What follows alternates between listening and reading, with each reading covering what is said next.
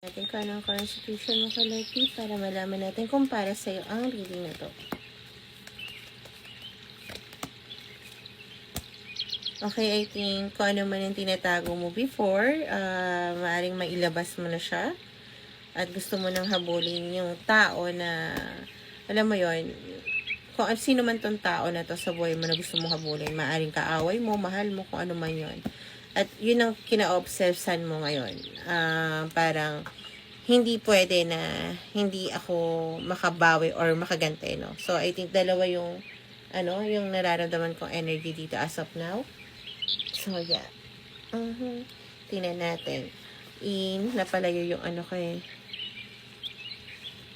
Okay, tingnan natin ang maaaring mangyari sa'yo. Kung hahabulin mo nga ang taong to, kung ano man tong taong to sa buhay mo. Para malaman din natin kung love reading ba to or galit ba to or what, no? Paghabol mo dito, magkakaroon ka ng good news. Okay? At wala nang makakapigil sa inyong dalawa. So, it might be love. Okay? Magkakaroon kayo ng clarity yung dalawa. Yung burden na haharapin nyo, yes, may burden. I'm so sorry. Okay? Yung burden na haharapin nyo, ang maganda lang dun is may kasama ka na. Dalawa na kayo. Hindi nyo naiiwanan ng isa't isa. Kaya kahit anong pasensya nyo ng mga ibang tao, okay, so dalawa na yung nararamdaman kong energy. Might be kasi may mga tao na ayaw kayo magsama before or mga humadlang sa inyong pagmamahalan before, hindi na kayo magiging hiwalay. Magkasama na kayong harapin at wala na kayong pakialam sa sasabihin ng iba. At yun yung gante na makukuha nila is yung masaya kayong dalawa at sila puro dada na lang. Which is very nice, no? Nice for you. Okay? I think napuno ka na rin sa mga tao kung ano sinasabi. So, tingnan natin ang payo ng guides mo sa gagawin mong paghahabol.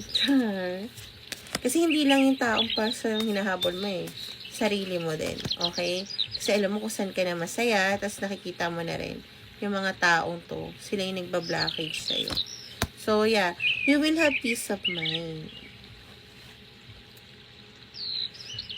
May ibabalance mo yung mga bagay-bagay sa mundo. Pera, material, emosyon. Okay, takot. Maaring yung makabuo ka ng pamilya with this person. At kung ano man ang pinagdaanan nyo during na magkahiwalay kayo or nung time na hindi kayo magkasama, is magamit nyo. Nakikita ko rin na maaring may mabuo kayo ng bagay na alam mo yun, yung teamwork nyo pareho. Might be negosyo to or ano man. Yeah. Magagamit nyo yung kaalaman nyo sa mga bagay-bagay na to. So, yeah. I hope na nakatulong tong reading na to. My collective. This is my sign. Okay? And yeah, always make a better choice and bye-bye.